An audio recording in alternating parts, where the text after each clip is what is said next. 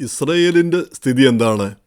സത്യം പറഞ്ഞാൽ നമ്മളെല്ലാവരും ഇറാൻ്റെ കാര്യം, ഹിസ്ബുള്ളയുടെ കാര്യം, ലബനൻ, അതുപോലെ തന്നെ ഹമാസിൻ്റെ കാര്യം, ഇതേപ്പറ്റിയെല്ലാം നമ്മളെല്ലാം വളരെ അറിവുള്ളവരും ബോധവാന്മാരുമാണ്. ഇവരുടെ സ്ഥിതിഗതികൾ എന്താണ്. അതേസമയം തന്നെ ഈ ഇസ്രയേലിൻ്റെ സ്ഥിതി, അവർ ഈ 2023 ഒക്ടോബർ 7 മുതൽ അവർ യുദ്ധങ്ങൾ ആരംഭിച്ചതാണ്. അതിനുശേഷം പിന്നെ വിശ്രമിച്ചിട്ടേ ഇല്ല. എല്ലാ ദിവസവും യുദ്ധം, എല്ലാ നാളുകളിലും യുദ്ധം. ഇങ്ങനെ ഒരു രാജ്യത്തിന് നിരന്തരം യുദ്ധം ചെയ്തുകൊണ്ടിരിക്കാൻ പറ്റുമോ? നിരന്തരം നിർഭയം യുദ്ധമാണ്. ഇങ്ങനെ ചരിത്രത്തിൽ വേറൊരു രാജ്യം ഉണ്ടായിട്ടുണ്ടോ എന്ന് തന്നെ സംശയിക്കണം. അപ്പോൾ അതിലെ ഇന്ന് ന്യൂയോർക്ക് ടൈംസിൽ കണ്ട ഒരു ലേഖനമാണിത് പറയാനുള്ള പ്രധാനപ്പെട്ട കാരണം. അപ്പോൾ അവിടെ പ്രൈം മിനിസ്റ്റർ നെതന്യാഹു പറഞ്ഞിരിക്കുന്നത് വലിയ കാര്യങ്ങളാണ് പറഞ്ഞിരിക്കുന്നത്. നമ്മൾ ജനറേഷൻസ് അവരെയെല്ലാം തകർത്ത് കളഞ്ഞു, അതിഭയങ്കരമായ വിജയങ്ങൾ നമ്മൾ നേടിക്കഴിഞ്ഞു. ഈ ഇറാൻ്റെ ആണെങ്കിൽ നേതാക്കളെല്ലാം തകർത്ത് കളഞ്ഞു. അവരുടെ അണ്വായുധ ശേഷി തകർത്തു, അവരുടെ മിസൈലുകൾ തകർത്തു.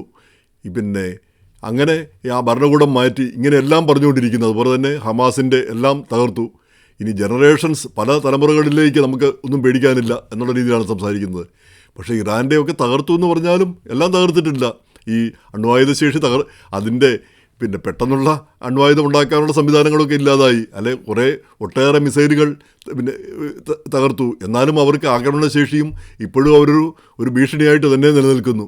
ഹിസ്ബുള്ള ഇതുവരെ അവരെ നിർവീര്യമാക്കാൻ കഴിഞ്ഞിട്ടില്ല. ഇനി ഹമാസ് ഒട്ടേറെ പേർ മരിച്ചുവെങ്കിൽ കൂടി ഇപ്പോഴും അവർക്ക് ആയുധമുണ്ട്. ഇപ്പോഴും അവർ ഒരു ഭീഷണിയായിട്ട് തന്നെ നിൽക്കുന്നു, ഹൂതികൾ.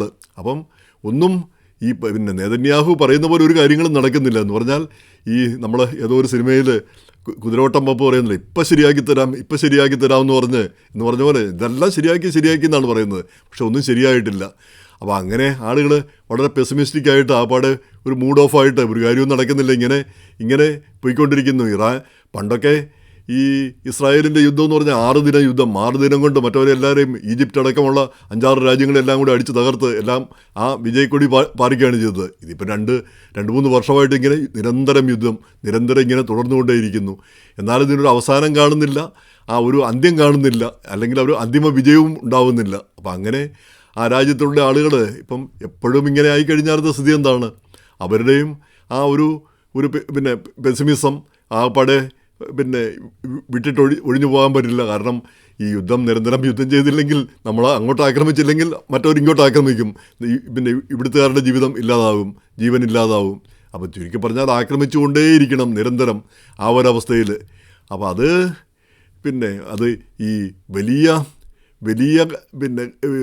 വാഗ്ദാനങ്ങൾ നൽകുമ്പോൾ, ഈ വലിയ കാര്യങ്ങൾ നമ്മൾ ചെയ്യുമെന്ന് ചെയ്തു എന്ന് പറയുമ്പോൾ എന്നാൽ അത്രേ ഒട്ടില്ലതാനും. അതാണ് ആളുകളെ ഏറ്റവും ഒരു നിരാശപ്പെടുത്തുന്നതാണ് ഇന്നത്തെ ആ റിപ്പോർട്ടിൽ കണ്ടത്. അതായത് നമ്മൾ ഇങ്ങനെയൊക്കെ ചെയ്യുന്നുണ്ട്. ഇപ്പം ഇറാൻ്റെ കാര്യത്തിൽ തന്നെ നമുക്കറിയാം, ഇറാൻ ഇപ്പം തകർത്തു, ഇപ്പം ശരിയാകുമെന്ന് പറഞ്ഞാണ് പ്രസിഡന്റ് ട്രംപും അതുപോലെ തന്നെയാണ് പറഞ്ഞത്. പക്ഷേ അങ്ങനെയൊന്നും സംഭവിച്ചില്ല. ഇറാനും വലിയൊരു രാജ്യമാണെന്നുള്ളത് അംഗീകരിക്കാൻ മറന്നു. 99 കോടി ജനങ്ങളുണ്ട്. നേരെമറിച്ച് ഇസ്രായേലിൽ 90 ലക്ഷം ജനങ്ങളേ ഉള്ളൂ. ഇസ്രായേലിൻ്റെ 10 ഇരട്ടിയുണ്ട്. അപ്പം അങ്ങനെയുള്ള ആ സാഹചര്യത്തിൽ അത്രയും വലിയൊരു രാജ്യം, അപ്പോൾ അമേരിക്കയുടെ 4-1 ഇറാൻ, ശക്തി കൊണ്ടും ജനസംഖ്യ കൊണ്ടും. അപ്പോൾ അങ്ങനെയുള്ളൊരു രാജ്യത്തെ കീഴടക്കുക എന്ന് പറഞ്ഞാൽ എളുപ്പമുള്ള കാര്യമല്ല. അതിന് നമ്മൾ ഇന്ന കാര്യങ്ങളെല്ലാം ചെയ്തു. ഇപ്പോൾ റെജീം അവിടുത്തെ ഉന്നത നേതാക്കളെയൊക്കെ വധിച്ചു. അപ്പോൾ അതോടുകൂടി അവിടുത്തെ ആ ഭരണമാറ്റം ഉണ്ടാവുമെന്ന് പറഞ്ഞു. എവിടെയുണ്ടായി? ഭരണമാറ്റം ഉണ്ടായില്ല. ഭരണം അതേപോലെ തന്നെ തുടരുന്നു. അതിനേക്കാൾ സൗകര്യത്തിൽ ആണ് ഇപ്പോഴും അവിടുത്തെ ചൂടൻ തലയുള്ള ആളുകൾ, ഹോട്ട് ഹെഡഡ് ആയിട്ടുള്ള ആളുകൾ, ഇസ്ലാമിക് റവല്യൂഷണറി ഗാർഡ്സും മറ്റും നിലകൊള്ളുന്നത്. എന്തായാലും ഇങ്ങനെ നമ്മൾ എപ്പോഴും ഏറ്റവും ഒരു ഹൈ എക്സ്പെക്റ്റേഷൻ കൊടുത്തു കഴിയുമ്പോഴാണ് ഇങ്ങനെയുള്ള ആ നിരാശയും നമ്മൾ ഒരിടത്തും എത്തിയില്ലല്ലോ എന്നുള്ള തോന്നലും ഉണ്ടാകുന്നത്. അപ്പോൾ ഇറാൻ ജനതയും ഹിസ്ബുള്ളയും ഇവരൊന്നും മാത്രമല്ല, ഇസ്രായേലി ജനതയും വിഷമത്തിൽ തന്നെയാണ്. അതാണ് ശ്രദ്ധേയമായൊരു കാര്യം. പക്ഷേ എന്നാലും ആ നിലനിൽപ്പിന് വേണ്ടിയുള്ള പോരാട്ടം മറ്റൊരു രാജ്യത്തിനും ഇത്രയ്ക്ക് കഴിവെന്ന് നമുക്ക് വിചാരിക്കാൻ കഴിയുന്നില്ല.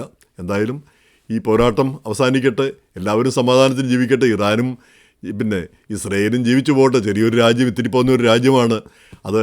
പാകിസ്ഥാൻ്റെ വിദേശകാര്യമന്ത്രി പറഞ്ഞ പോലെ അതൊരു ക്യാൻസറസ് ആണ്, അതിനെ തട്ടിക്കളയണം. ചർച്ച നടക്കാൻ പോവുകയാണ്. ആ സമയത്താണ് അങ്ങേര് പറയുന്നത്, ഒരു വിദേശകാര്യമന്ത്രി. പിന്നെ പട്ടാള മേധാവി ഇടപെട്ട് അത് പിൻവലിപ്പിച്ചു. അപ്പം പട്ടാള മേധാവിയാണ് അവിടെ ഭരിക്കുന്നതെന്ന് നമുക്കറിയാം.